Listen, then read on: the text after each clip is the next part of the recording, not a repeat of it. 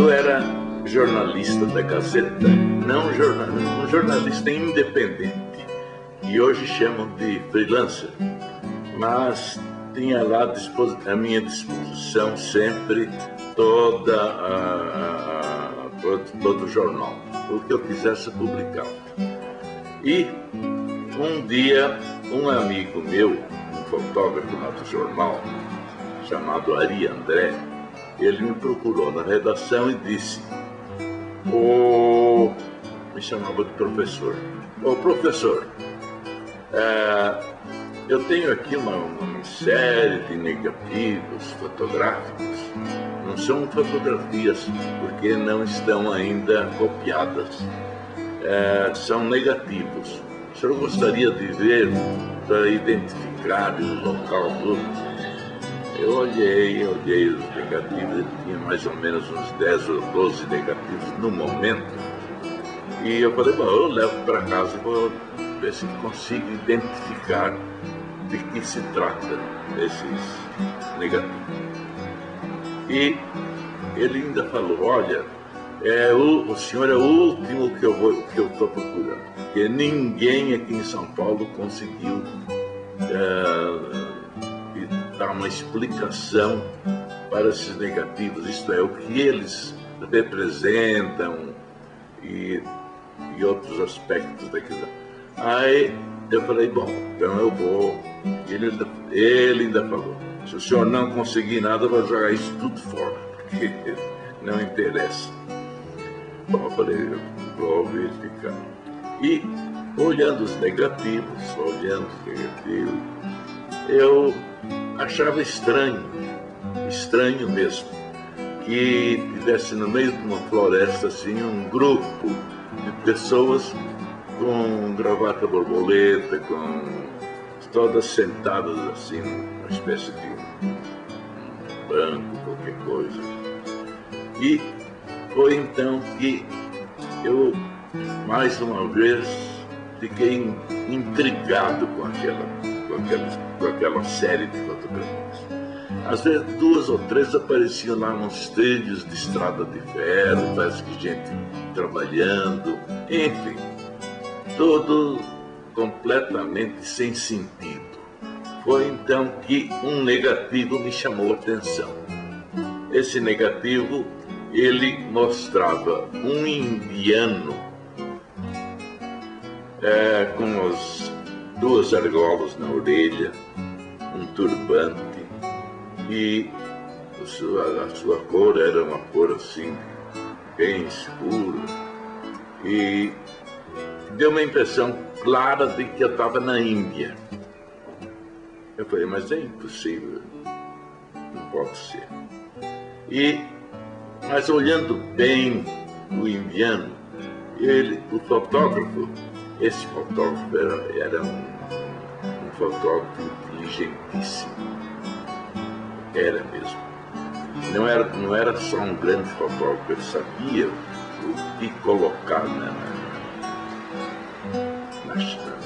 negativo. Foi aí então que, olhando bem à direita do indiano, eu vi lá no fundo, um pouco desfocada, uma fotografia, um vagão de estrada de ferro. Estava um pouco desfocada, tudo, mas via-se claramente as siglas EFMM. Não sabia. Eu percebi imediatamente que ali tinha alguma coisa que indicava a estrada de ferro. Foi então que no dia seguinte eu fui a um amigo, engenheiro Mário Leite, que era historiador também lá no Instituto Histórico e Geográfico de São Paulo, e o Mário Leite era engenheiro da Central do Brasil, aqui na rua 24 de Maio, era o escritório dele. Então fui lá, expliquei tudo e falei, eu preciso, Mário, de desvendar um mistério aqui. O que significam essas siglas EFMM? Aí ele falou, olha, agora eu não sei de nada, não sou capaz, mas eu vou verificar aqui na minha biblioteca toda, e amanhã você aparece aqui outra vez. No dia seguinte eu apareci lá e o Mário falou, olha, descobri, EFMM significa Estrada de Ferro Madeira Mamoré. Aí ele continuou, é uma estrada completamente desconhecida, fica lá no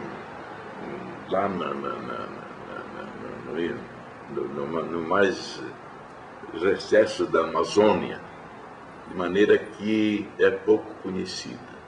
Ele falou, é pouco conhecida, e depois eu descobri que era nada conhecida.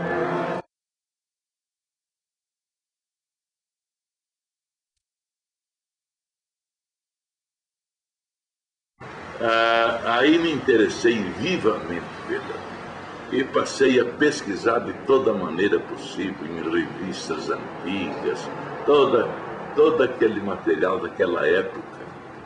E, coisa interessante, nenhum livro, nenhum artigo, nada falava sobre a história da estrada, nada. Eram dados esparsos, nada informava sobre a história da Madeira Mamoré. Então eu tive que entrar noutro campo da história. Agora aí tive que então ir pesquisar a história, os relatórios do governo brasileiro, dos ministérios, tudo, para descobrir aos poucos que a Madeira Mamoré foi uma consequência do Tratado de Petrópolis de 1903 entre o Brasil e a Bolívia, onde o Brasil se obrigava a construir uma ferrovia para a Bolívia, e que serviria também para o Brasil. Bem, é interessante saber como é que quem identificou o autor das fotografias. Eu tinha dito que um fotógrafo fotografou os maiores, os grandes lances da construção, aquelas dificuldades todas, mas uma coisa extraordinária, um trabalho extraordinário. Mas eu procurei agora aqui no Brasil o nome desse fotógrafo. Não encontrei em lugar nenhum. Fiquei aborrecido, publiquei o livro sem o nome do fotógrafo. Esse meu livro, Ferrovia do Diabo, foi, não sei porquê, levado para os Estados Unidos. Livro é uma coisa que anda. Não se pense que um livro fica parado, o livro anda. E não sei quem levou um volume lá para os Estados Unidos e procurou lá uma sociedade que tinha lá de ex-trabalhadores, engenheiros, né? Melhor, ex-engenheiros da Ferrovia do Diabo, da Estrada de Ferro Madeira Mamoré. E eles todo ano faziam um jantar lá no hotel de Nova York, tudo, etc. E então, eu não sei quem interessou um deles pelo meu livro. E um deles era justamente um escriturário norte-americano que trabalhou na construção da Estrada de Ferro, e que até numa fotografia ele aparece lá com uma máquina Underwood sobre o joelho, segurando, e ainda ele falou, aí ele me escreveu, ele me falou, o senhor não citou o nome do autor da fotografia, porque não encontrou no Brasil, mas ele se chama Dana Merrill. Esse Dana Merrill Então eu falei, espera um pouco, agora eu vou publicar, a próxima edição eu vou publicar o nome de Dana Merrill e fazer justiça, que eu quis fazer na primeira edição, mas não pude. A importância do livro é a importância da Estrada de Ferro. Porque tudo que se faz no mundo tem uma causa. Não se faz uma estrada de ferro por brincadeira, né?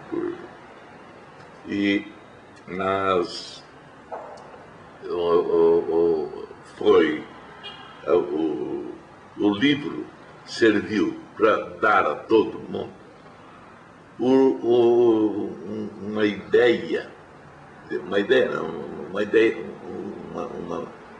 um relato preciso de por que a estrada de ferro foi construída. Isso que é mais importante. Porque ninguém conhecia, ninguém sabia de nada. Os possíveis conhecedores, quando eu comecei a pesquisar, já tinham falecido. Não tinha mais ninguém. De maneira que a importância do livro é essa. Porque a história, não existe história antes do historiador revelá-la. A história só existe porque existe um historiador que seja honesto, que só trabalhe com documento.